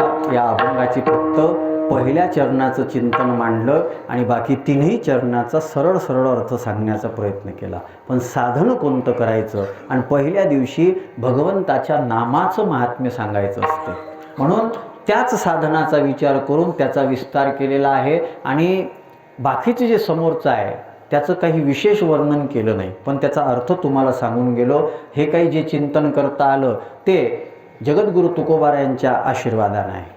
म्हणून आपल्या या वत्सानगरीमध्ये सिद्धेश्वर भगवंताचं, सिद्धेश्वर महाराजांचं हे जे ठिकाण आहे, हे जे पवित्र पावन अनुष्ठान आहे, या अनुष्ठानाच्या माध्यमातून आपल्या सगळ्यांच्या जीवनामध्ये साधू संतांना अपेक्षित असणारी जी स्थिती आहे ती स्थिती मिळावी हीच प्रार्थना करतो. सगळ्या टाळकरी मंडळींनी सुंदर साथ दिली. तुमच्या सगळ्यांना खूप खूप मंगलकामना. वाजवणारे दादा, सगळी इकडली टाळकरी मंडळी, श्रवण करणारी सगळी श्रोतू मंडळी, आजूबाजूच्या गावातली सगळी मंडळी, विशेष म्हणजे आमचे लिंबाळ्याचे डॉक्टर साहेब, त्यांचा पूर्ण परिवार, गावातली मंडळी बरीच आलेली आहे. सगळ्यांचा माझा परिचय नाही, पण सगळ्यांविषयी माझ्या मनामध्ये खूप खूप आदर आहे, स्नेह आहे. आपल्या सगळ्यांच्या जीवनामध्ये परमार्थ वाढावा याच्याकरता साधू म्हणून मंगलकामना देतो. वंशे भवतु हरिभक्ती. तुमच्या सगळ्यांच्या जीवनामध्ये हरिभक्ती वाढावी. बशीर भद्र यांच्या शब्दामध्ये सेवेला विराम देतो. सितारों को आँखों में महफूज रखना, सितारों को आँखों में महफूज रखना, बहुत देर तक रात ही रात होंगी. सितारों को आँखों में महफूज रखना, बहुत देर तक रात ही रात होंगी. मुसाफिर हो तुम भी, मुसाफिर है हम भी, और किसी मोड़ पर कथा कीर्तन के माध्यम से मुलाकात होगी. पुन्हा कुठंतरी कथा कीर्तनाच्या माध्यमातून भेटण्याचा योग येईल. वारकरी संप्रदायाचा हा स्नेहसंबंध असाच पांडुरंगानं आपल्या सगळ्यांच्या अंतःकरणामध्ये प्रगट करून त्याची वाढ करावी इतकीच प्रार्थना. तुमचा वेळ घेतला नाही बघा, बरोबर 11ला थांबलो मी. फक्त शेवटची चालू होईल, पण त्याच्यापूर्वी ज्यांच्या कृपेनं मी बोलू शकलो ना त्यांचं फक्त 1 मिनिट सगळ्यांनी हात वर करा. सगळ्यांनी सुंदर भजन करायचं आहे बघा. त्यांच्या कृपेनंच मी हे सगळं करू शकतो. म्हणून त्यांच्याशिवाय वारकरी संप्रदायाचं कोणतंही कार्य पूर्ण होत नाही. तुका झालासे कळस. त्याच्यामुळं ज्यांचा अभंग होता, ज्यांच्या कृपेनं बोलू शकलो, त्यांचं एकदा सगळ्यांनी प्रेमानं भजन करायचं आहे. तयार आहात ना सगळे? बिलकुल. तुकाराम तुकाराम तुकाराम तुकाराम सगळे सगळे तुकाराम तुकाराम तुकाराम तुकाराम. हे तुकाराम तुकाराम तुकाराम तुकाराम. हा तुकाराम तुकाराम तुकाराम तुकाराम. हे तुकाराम तुकाराम तुकाराम तुकाराम. हरि बोल. हे तुकाराम तुकाराम तुकाराम तुकाराम. हे तुकाराम तुकाराम तुकाराम तुकाराम.